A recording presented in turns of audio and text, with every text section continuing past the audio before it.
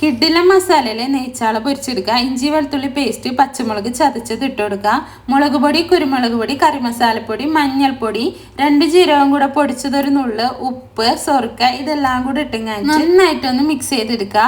അതിനുശേഷം ചാളത ഇതുപോലെ വരിഞ്ഞെടുക്കുക. അപ്പോൾ ഇതിൻ്റെ ഉള്ളിലേക്ക് നന്നായിട്ട് മസാല പിടിക്കും കേട്ടോ. അതിന് വേണ്ടിയിട്ടാണ് ഇങ്ങനെ ചെയ്തിരിക്കുന്നത്. ഇനി ഈ മസാല നമുക്ക് ഈ ചാളയിൽ നന്നായിട്ടൊന്ന് തേച്ച് പിടിപ്പിക്കാം കേട്ടോ. അതിനുശേഷം ഇത് നമ്മൾ ഒരു അരമണിക്കൂറെങ്കിലും ഫ്രീസറിലോ ഫ്രിഡ്ജിലോ വെക്കുക. അത് കഴിഞ്ഞിട്ട് നമ്മൾ ഇതെടുത്തിങ്ങായിട്ട് നല്ല വെളിച്ചെണ്ണയിൽ തന്നെ പൊരിച്ചെടുക്കണം കേട്ടോ.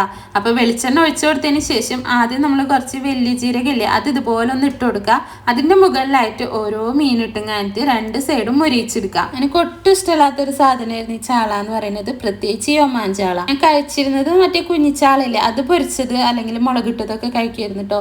പക്ഷെ ഇപ്പോൾ എനിക്കിത് ഭയങ്കര ഇഷ്ടമാണ്. ഈ ഒമാൻ ചാള ഇതുപോലെ കുരുമുളക് കുറച്ച് കൂടുതൽ ഇതേമാതിരി ഇട്ടുങ്ങായിട്ട് മസാല തേച്ച് ഫ്രൈ ചെയ്തെടുത്തിട്ട് കഴിക്കാനുണ്ടല്ലോ, വേറെ ലെവലാണ്.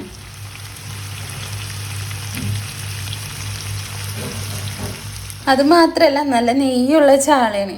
2 സൈഡും നന്നായിട്ട് മുരിച്ച് ഇവിടെ എടുത്തിട്ടുണ്ട്. ഇത് ചൂട്ടോടുകൂടെ തന്നെ കഴിക്കാട്ടോ. അപ്പൊ നമ്മളിത് അത്താഴത്തിന് ചോറിലേക്ക് ഉണ്ടാക്കിയതാണ്. പുറം ഭാഗം നന്നായിട്ട് മുരിഞ്ഞിട്ടുണ്ട്, ഉള്ളില് നല്ല സോഫ്റ്റ് ആയിട്ടുമാണ്. ചാള മേടിക്കുന്ന സമയത്ത് ഈ ഒരു മസാലയിൽ നിങ്ങൾ എന്തായാലും ഒന്ന് ട്രൈ ചെയ്ത് നോക്കൂട്ടോ. ഈ മസാലയിൽ തന്നെ നമ്മൾ പലിഞ്ഞിനും തേച്ച് വെച്ചിട്ടുണ്ടായിരുന്നു. ലാസ്റ്റ് ഇതാ ചെറിയ തീയിൽ ഇതുപോലെ ഒന്ന് ഫ്രൈ ചെയ്തെടുക്കുന്നുണ്ട്. അപ്പൊ മറക്കണ്ട, എന്തായാലും ഒന്ന് ട്രൈ ചെയ്തോ.